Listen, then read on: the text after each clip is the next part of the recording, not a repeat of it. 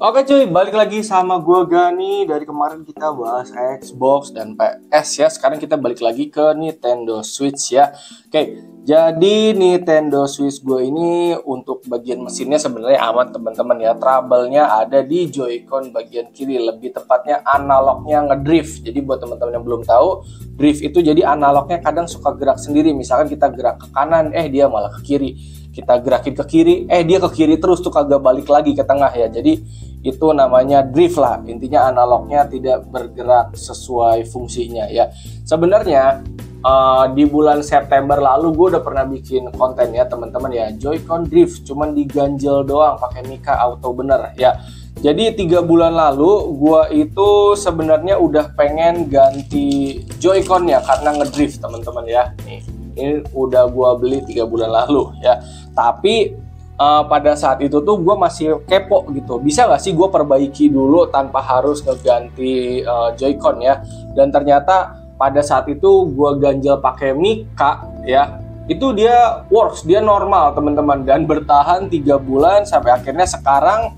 Terkadang si Joy-Con yang kiri ini analognya tuh dia suka ngedrift teman-teman. Jadi ada beberapa game yang gue mainin, si controller ini kadang normal, kadang ngedrift, dan itu membuat gue sedikit kurang nyaman gitu. Jadi di video kali ini kita akan ganti aja teman-teman ya. Oke. Jadi kalau teman-teman bisa ngelihat di sini, nah, kadang dia baliknya ada sepersekian detik gitu. Nah ini kurang normal teman-teman tuh. Seharusnya yang normal itu ini seperti yang kanan, kalau ke atas, kalau kita balik lagi ke tengah, dia langsung ke tengah cepat tuh. Ini yang normal seperti ini. Tapi untuk yang sebelah kiri, terkadang tuh dia baliknya responnya lama, bahkan kadang suka ada di tengah-tengah sini terus, jadi jalan ke kiri aja terus. Jadi ada beberapa game yang gua mainin itu rada nggak enak ya dipakainya.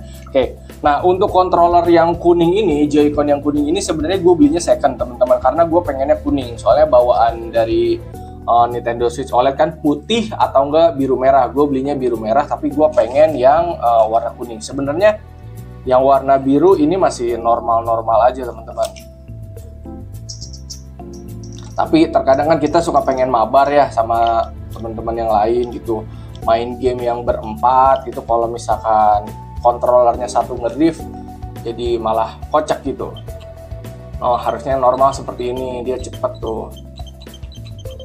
Oke, jadi di video kali ini gue akan ngebongkar si Joy-Con yang sebelah kiri ini, kita ganti analognya pakai yang udah gue beli waktu itu. Tapi kalau misalkan teman-teman pengen nyoba ngejajal dulu diganjel pakai Mika, teman-teman boleh ikutin video gue yang sebelumnya. Ini juga masih work, cuman nggak bersifat permanen gitu.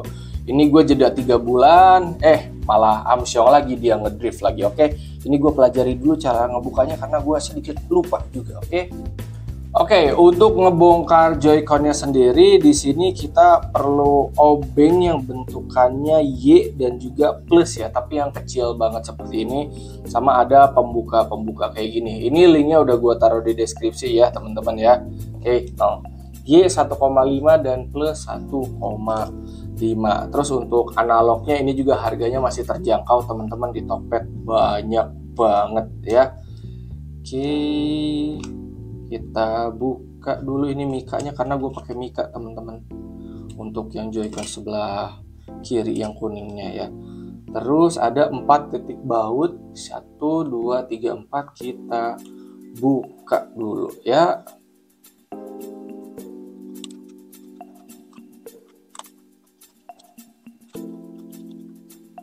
Kalau bautnya udah dibuka, teman-teman bisa congkel ya. Tapi di sini harus hati-hati soalnya ada fleksibel kecil ya, penghubung antar Joy-Con-nya ya, bagian atas sama bawahnya, jadi ada kabel fleksibel. Nih gue sebenarnya rada ngeri juga nih ngebukanya nih, soalnya udah rada lupa juga cara ngebukanya how gitu. Oke, jadi ada kabel fleksibel untuk SL dan SR-nya. Nah, oke, ini dibukanya hati-hati ya. Selanjutnya di bagian sebelah sini ada pengunci baterainya teman-teman ya. Nih yang di sini. Ini teman-teman harus congkel. Ini rada tricky juga nih. Nah, biar baterainya ke lepas. Jadi baterainya harus dicabut dulu teman-teman. Habis itu bisa dicongkel baterainya. Sorry ini ya kalau goyang-goyang ya, gue ngerjainnya di meja soalnya. Nah, baterainya dicongkel. Di sini pelan-pelan aja soalnya dia ada kayak double tip gitu teman-teman. Habis itu diangkat. Nah, oke. Kalau udah, ini ada 4 baut, dilepas deh pakai obeng yang plus 1,5 ya. Jadi bagian cangkang luarnya pakai obeng Y, bagian dalamnya pakai obeng plus.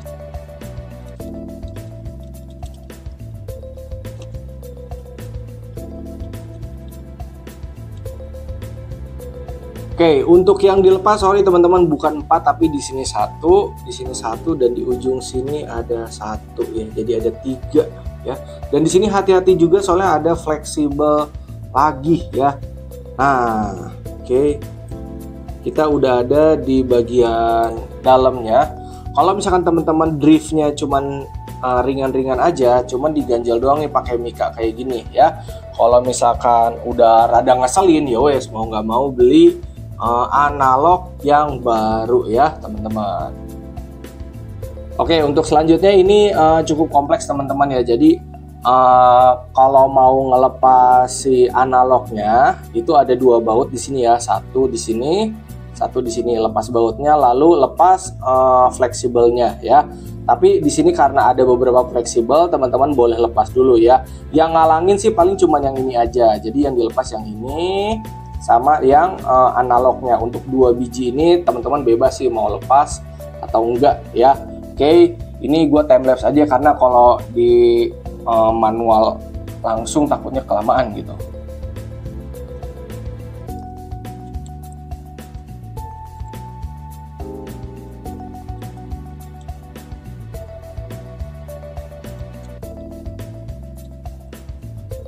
Kalau misalkan udah kecabut, teman-teman boleh ganti deh si analognya ke yang baru. Caranya sama, tinggal dimasuk-masukin aja, dipasang-pasang lagi aja.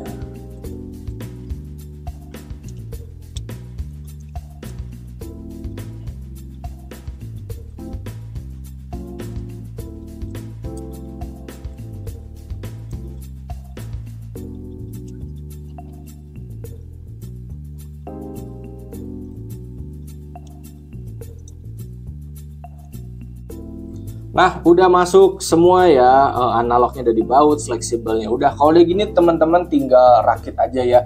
Dan kalau mau ditaruh mikanya lagi juga nggak apa-apa, tapi kayaknya gue belum naruh mikanya dulu deh. Gue pengen tahu kalau tanpa mika apakah aman atau tidak. Dan kalau udah gini tinggal dirakit lagi aja. Tadi kan kita dari awal ngebuka, sekarang kita tinggal lakuin proses sebaliknya teman-teman, oke?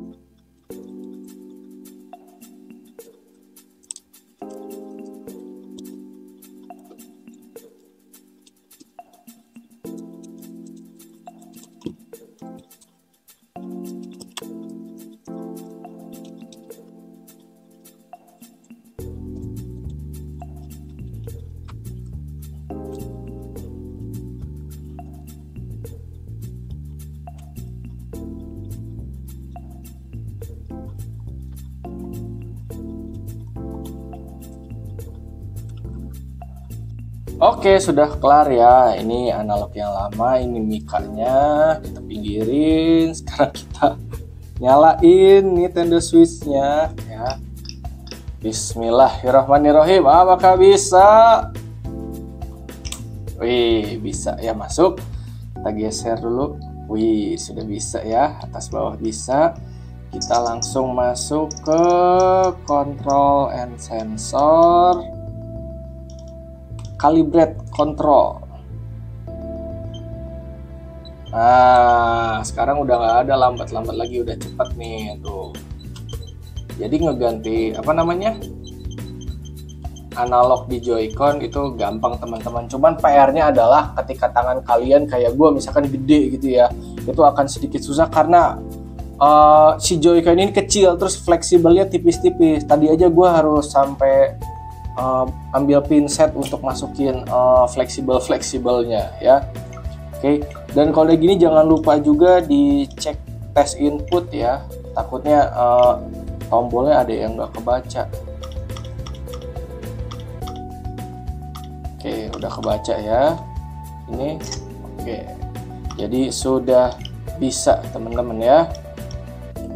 Kalau mau di-calibrate juga boleh. Nih. X-calibrate.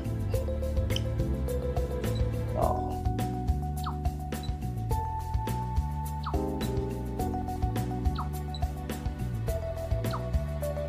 Jadi udah aman ya.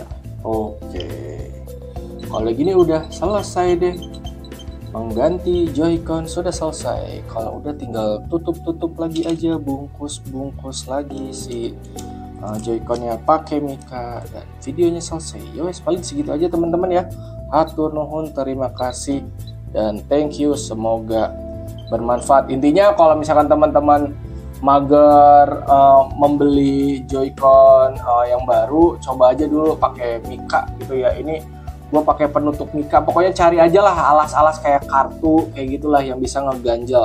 Kalau misalkan udah diganjel ternyata masih ada drift, atau kayak gue nih setelah 3 bulan ada drift lagi, yowes beli controller barunya, beli analog barunya teman-teman ya. Harganya nggak nyampe 50 apa nggak nyampe 100.000, masih terjangkau pokoknya. Oke, sekian dari gue, hatur nuhun, terima kasih dan thank you, semoga bermanfaat.